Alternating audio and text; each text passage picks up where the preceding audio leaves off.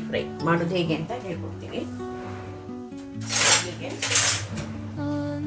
ಇಲ್ಲಿ ನಾನು ಇದಕ್ಕೆ ಸ್ವಲ್ಪ ಎಣ್ಣೆ ಜಾಸ್ತಿ ಡ್ರೈ ಫ್ರೈ ಆಗಿರೋದ್ರಿಂದ ಇದು ಒಂದು 3 ಸ್ಪೂನ್ ಎಣ್ಣೆ ತಗೊಂಡಿದ್ದೀನಿ.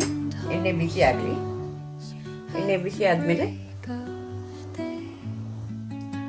ಸ್ವಲ್ಪ ಸಾಸಿವೆ,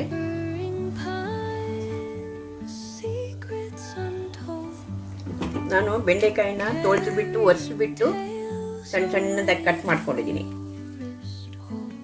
ನೋಡಿ, ಸಣ್ಣದಾಗಿ ಕಟ್ ಮಾಡ್ಕೊಂಡಿದ್ದೀನಿ. ಈ ಥರ ಕಟ್ ಮಾಡ್ಕೊಳ್ಳಿ. ಅದು ನೀರು ಪಸೆ ಎಲ್ಲ ಹೋಗಬೇಕು, ಅಲ್ಲಿ ತನಕ ನೀವು ಒರೆಸ್ಬೇಕು ಅದನ್ನು, ಇಲ್ಲಾಂದರೆ ಡೋಳಿ ಥರ ಬರುತ್ತೆ. ಅದರಿಂದ ಇದು ಡ್ರೈ ಫಸ್ಟ್ ಕ್ಲಾಸಾಗಿ ಆಗುತ್ತೆ. ಇವಾಗ ಸಾಸಿವೆ ಸಿಡಿತಾ ಇದೆ. ಸ್ವಲ್ಪ ಉದ್ದಿನಬೇಳೆ ಹಾಕ್ತೀನಿ, ಸ್ವಲ್ಪ ಹಿಂಗೆ ಹಾಕ್ತೀನಿ,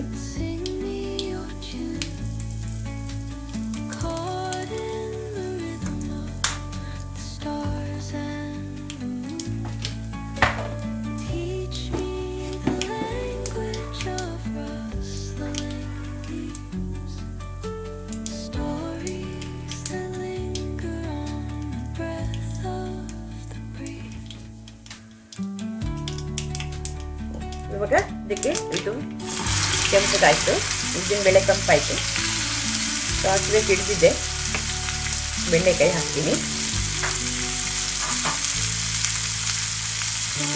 ಬೆಂಡೆಕಾಯಿ ಹಾಕ್ಕೊಂಡು ಎಣ್ಣೆಯಲ್ಲಿ ಸ್ವಲ್ಪ ಫ್ರೈ ಮಾಡ್ಕೊಳ್ಳಿ ಫಸ್ಟಿಗೆ.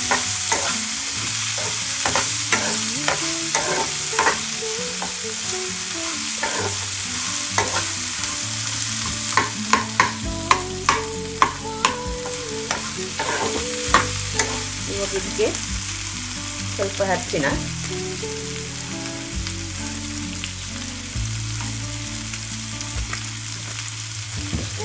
ಇದಕ್ಕೆ ಖಾರಕ್ಕೆ ಚಿಲ್ಲಿ ಪೌಡ್ರ್ ಮಾತ್ರ, ಬೇರೆ ಏನಿಲ್ಲ.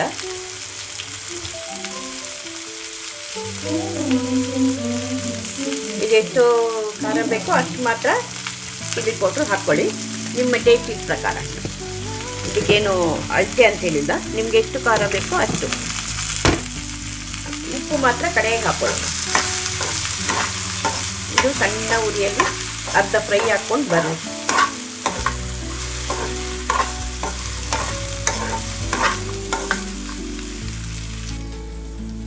ಸ್ವಲ್ಪ ಅಮ್ಚೂರ್ ಪೌಡ್ರ್ ಹಾಕ್ತೀನಿ ನಾನು, ಸ್ವಲ್ಪ.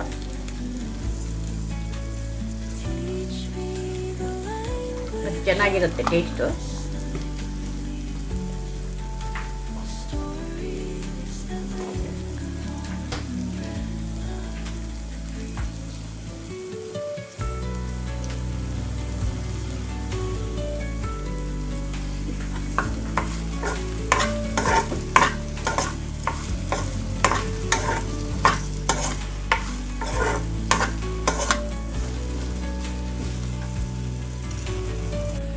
ಇದಕ್ಕೆ ಇವಾಗ ಉಪ್ಪು ಹಾಕಿದ್ದೀನಿ.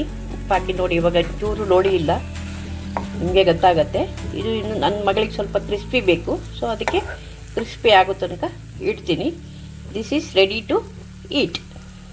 ಬೆಂಡೆಕಾಯಿ ಡ್ರೈ ಫ್ರೈ, ನೀರು ಹಾಕದೆ ಮಾಡೋದು. ಇದಕ್ಕೆ ಬೇಕಾದರೆ ಟೊಮೆಟೊ ಈರುಳ್ಳಿನೂ ಹಾಕ್ಬೋದು. ನಾನು ಒಂದೊಂದು ಸರ್ತಿ ಟೊಮೆಟೊ ಈರುಳ್ಳಿ ಹಾಕಿ ಮಾಡ್ತೀನಿ, ಅದು ತುಂಬ ಚೆನ್ನಾಗಿರುತ್ತೆ. ಇದು ಒಂಥರ ಟೇಸ್ಟ್ ಬೇರೆ. ಇದು ಸಣ್ಣ ಉರಿಯಲ್ಲಿ ಸ್ವಲ್ಪ ಕ್ರಿಸ್ಪಿ ಆಗೋ ತನಕ ಇಡಬೇಕು, ಆಮೇಲೆ ತಿನ್ನಲಿಕ್ಕೆ ರೆಡಿ. Thank you.